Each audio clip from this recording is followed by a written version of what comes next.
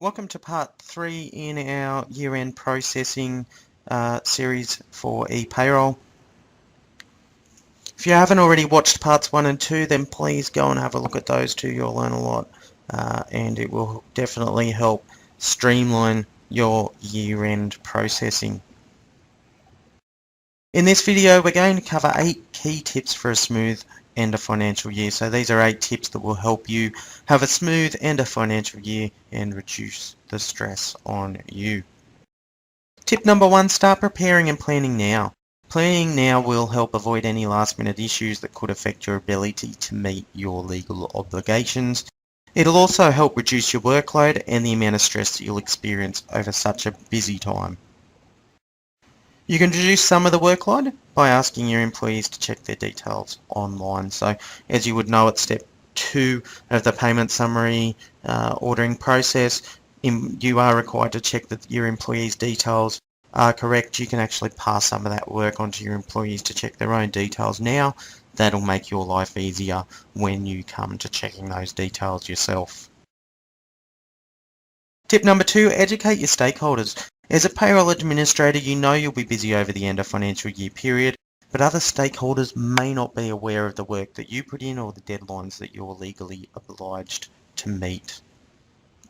So let other departments know that you'll be busy over this period. Maybe there's non-urgent work that can wait until after the end of financial year period.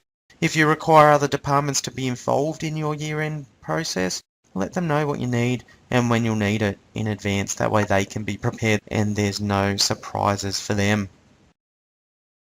And don't forget to let your employees know that they'll have their payment summaries by 14th of July so that they're not hassling you earlier. Remember, they're stakeholders in this process as well. Don't order your payment summaries too early.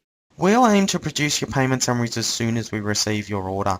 And that means that all payments need to be in ePayroll and be correct at the time you place your order. We won't be able to reverse your payment summaries after they've been produced, so you'll need to complete manual amendments and submit them to the ATO if there are any errors. So the key take home here is don't order your payment summaries if you've still got payrolls to process. Make sure you do check the details in the reports throughout the ordering process to make sure that everything is correct before placing your order. Tip number 4, don't rush through the ordering process. The payment summary ordering process is fairly self-explanatory. It includes some basic instructions and information to assist you along the way. You also have this 3-part video series which will help as well. Read the instructions carefully. You'll save yourself a lot of trouble. And remember, we do make improvements to the payment summary ordering process every year, so you should read carefully even if you've already ordered payment summaries in previous years. Tip number 5, check your reports thoroughly. We provide you with several reports in the payment summary ordering process. These reports are specifically designed to let you verify your employer details, employee details and payment summary figures, and by ensuring that these figures are correct, you'll reduce the likelihood of any problems or delays in the preparation of your payment summaries. You'll reduce the risk that you need to amend any payment summaries later on. That's going to save you time in the long run. Tip number 6, reconcile your reports. Your month-end payroll summary report for June 2015 will show you the total payments for each pay code for the entire year. You need to make sure that they match with the figures that are being reported on your payment summary reconciliation report, and also that they match what you've paid through your general ledger.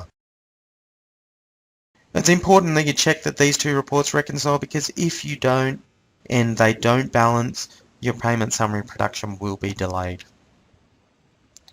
Tip number 7, don't order your payment summaries too late. It does take us time to produce your payment summaries, particularly if there are issues where those two reports don't reconcile. So we do need to have sufficient time to work through that process for you and make sure that everything's correct from where we sit as well. There will be some clients that we've got that for whatever reason will need to wait until closer to the due date to order. We want to make sure that we do limit the number of orders that do come closer to the due date.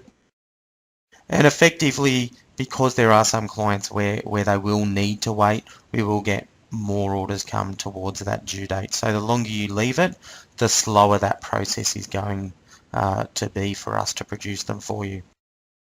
We will produce payment summaries for over 95% of our clients.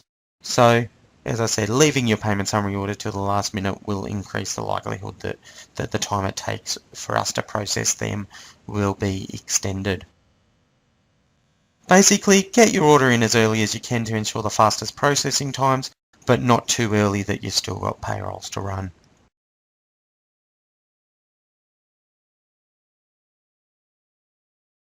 And finally, tip number 8, help us to help you.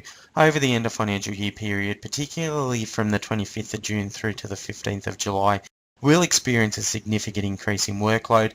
Our priority over that period will be the production of payment summaries. If you've got anything that's not urgent, then hold off until after that period to contact us about them. That'll mean that we're able to focus on the support requests that really matter for year end. You can also help us to focus on your payment summaries by letting your employees know that the ePayroll support team are unable to assist them with their payment summary inquiry. We do usually find that we get a large volume of inquiries from employees asking when they'll get their payment summary. The control of that a lot of the time is in your hands. A lot of the time we won't have received the order yet, or we'll be waiting on further information because we have found issues with the payment summaries. So please let your employees know that they shouldn't expect their payment summary before the 14th of July. That way you know that they'll have them by that date.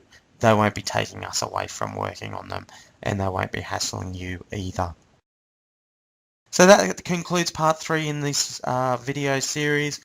You should have also watched parts 1 and part 2. If you haven't watched those, then please go and have a look at them.